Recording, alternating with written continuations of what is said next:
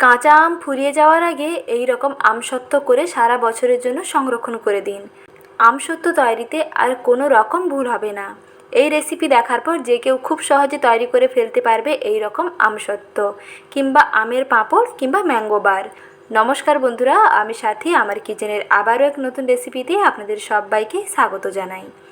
আজকের পর্বে আমি বানিয়ে দেখাবো কাঁচা আমের আমসত্ত্ব। A to Z সমস্ত টিপস সহ রেসিপিটি শেয়ার করলাম। রেসিপিটি দেখে এইভাবে আপনারা তৈরি করে ফেলুন আর সারা বছরের জন্য সংরক্ষণ করে নিন। যখনই মন চাইবে তখনই খাবেন। আমসত্ত্ব দিয়ে যে কোনো রেসিপি আপনারা খুব সহজেই বানাতে পারবেন। তাহলে আর দেরি না করে আসুন এর সহজ রেসিপিটি দেখে নিন। কাঁচা আমের আমসত্ত্ব বানাতে প্রথমেই লাগবে কাঁচা আম। আর এখন প্রচুর পরিমাণে এইরকম কাঁচা আমগুলো বাজারে পাওয়া যাচ্ছে। বাজারে কিংবা ঘরের গাছে যেখানেই থাকুক না কেন এরকম কাঁচা আম থেকে আপনারা সহজেই আমসত্ত্ব তৈরি করতে পারবেন। কাঁচা আমের প্রথমে খোসাটাকে ভালো করে ছাড়িয়ে নিতে হবে। তা প্রথমে মুখের কাছের অংশটা একটু ভালো করে বেশি করে কেটে নেবেন। একটু বেশি করে মুখের কাছের অংশটা কেটে বাদ দিয়ে তারপরে আমের খোসাটাকে খুব ভালো করে ছাড়িয়ে নিচ্ছি। তারপরে আঁটিটা বাদ দিয়ে বাদ বাকি যে আমের গায়ে অংশগুলো আছে এইরকম টুকরো টুকরো করে কেটে নিয়েছি। এইভাবে আমগুলো কেটে নিতে হবে। এখানে আমি প্রায় 300 গ্রাম আমের ক্ষেত্রে মেজারমেন্টগুলো দেখিয়ে দিচ্ছি। আমগুলোকে এরকম প্রথমে কেটে নিয়ে তারপরে ধুয়ে পরিষ্কার করে নিয়ে এইরকম একটা সসপ্যানের মধ্যে নিয়ে নিচ্ছি। এখন আমগুলোকে একটু সেদ্ধ করে নেব। আমগুলো সেদ্ধ করে নেওয়ার সময় কোনো রকম লবণ অ্যাড করবেন না। লবণ না দিয়ে শুধু আমগুলোকে এরকম জল দিয়ে সেদ্ধ করে নিতে হবে প্রায় মিনিট 3-4 সময় নিয়ে। 3-4 মিনিট পরেই দেখবেন আমটা খুব সুন্দর নরম হয়ে যাবে। আমগুলো নরম হয়ে গেলে গ্যাসের আঁচটা বন্ধ করে দেবেন। তারপরে এর থেকে যে অতিরিক্ত জলটা অর্থাৎ আমগুলো এই জল থেকে ছেঁকে নিতে হবে। এতে আমের যে টক ভাবটা অনেকটাই চলে যাবে এবং আমগুলো বেশ নরম হয়ে যাবে। দেখুন আমগুলো থেকে জলটা এরকম ছেঁকে নিচ্ছি আর আমটা কত সুন্দরভাবে নরম হয়ে গেছে।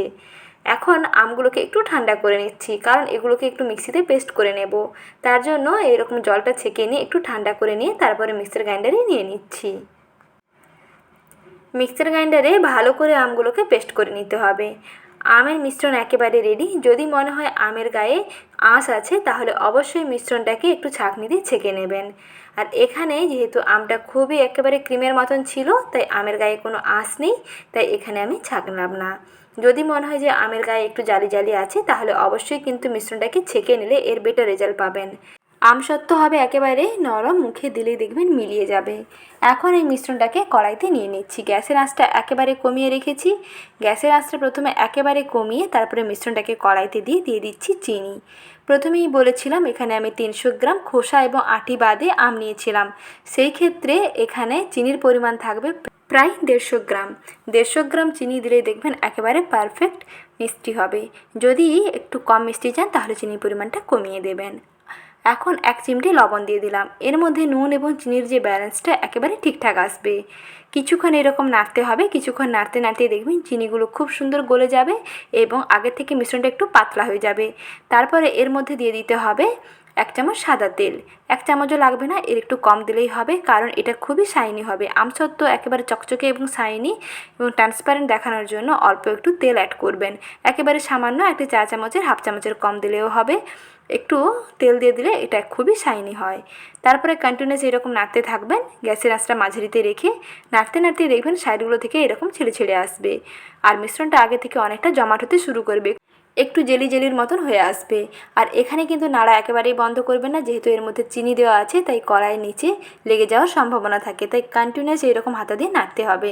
নাড়তে নাড়তে দেখবেন খুব সুন্দর পাক এসে যাবে। চিনির এই পাকটা খুব সুন্দর আসা অবশ্যই দরকার, কারণ এই আমটা যত চটচটে হবে এবং পাকটা যত সুন্দর হবে আমসত্ত্বগুলো তত বেশি দিন আপনারা স্টোর করে রাখতে পারবেন।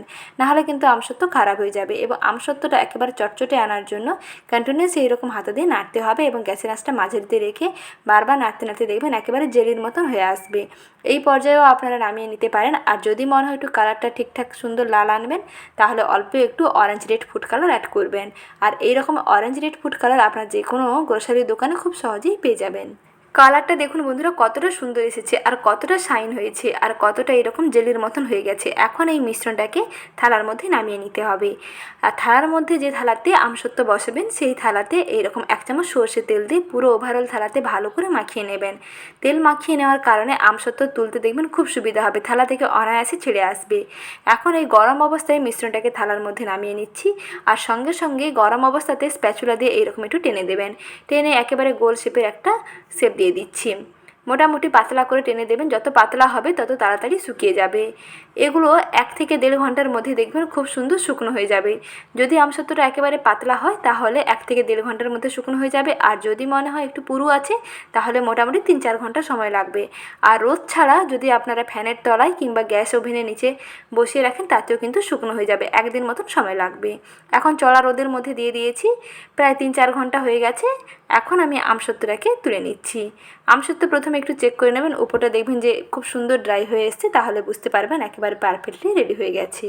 দেখুন বন্ধুরা কত সুন্দরভাবে থালা থেকে উঠে আসছে আর কতটা ট্রান্সপারেন্ট হয়েছে, দেখুন একেবারে স্বচ্ছ কাঁচের মতন হয়েছে।